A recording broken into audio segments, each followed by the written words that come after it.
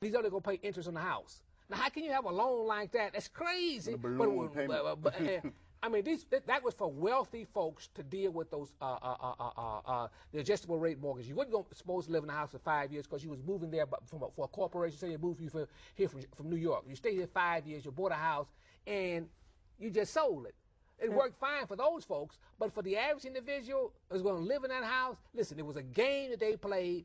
They lost because the market crashed because the people couldn't afford to pay the mortgages. And when Bear Stearns fell last year, that was the 5th largest financial firm that fell. Now, you know, on Wall Street, these kind of firms don't fall, but that was the 5th. And they said, oh, everything's contained. It's not contagious. Oh, it's just going to be right with them. It's just because of their little, you know, indiscretions.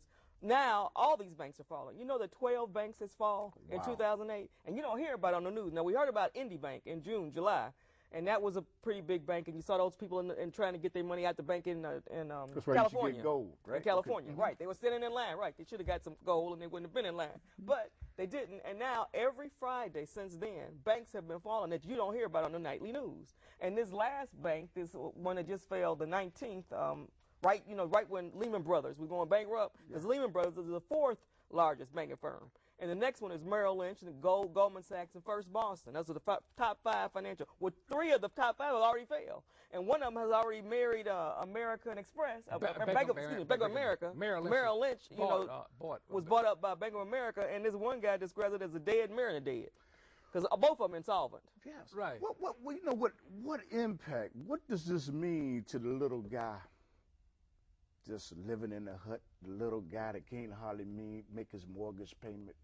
What does this mean to the little guy? What it means to the little guy, listen, they don't have, let's say 700, well, let's look at it. The bailout of Fannie and Freddie. Fannie and Freddie are 2 GSEs. There's government-sponsored enterprise. In other words, they own half the mortgages in the country. And the total mortgages of America is $12 trillion. So Fannie and Freddie owns half of that. So we nationalize that in order to bail them out. That's going to cost us initially $200 billion just to get them solvent. Yes. Then we bail out AIG. That's the American International Group. That's another $80 billion. That's $280. Now they're talking about another $750 billion, which is really conservative. Now, what does this mean to the guy in the street? Listen, they don't have $200 billion. They don't have $1 trillion in the bank account.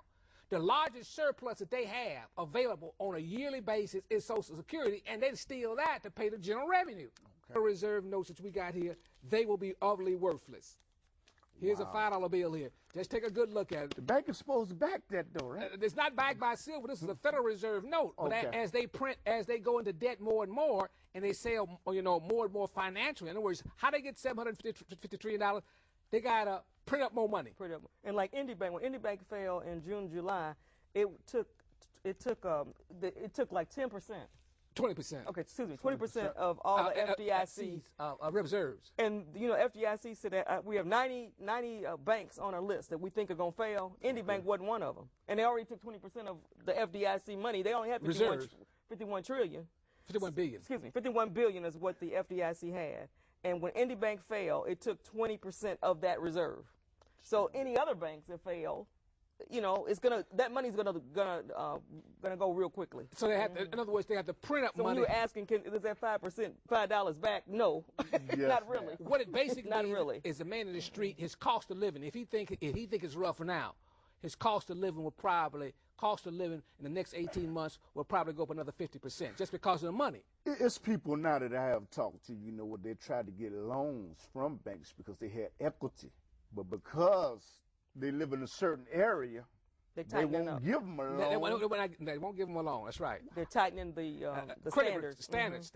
Banks are not giving any loans to any type of real estate this time, even the corporations, because they are afraid that the loan that they give to these real estate as collateral, that they will fall in value.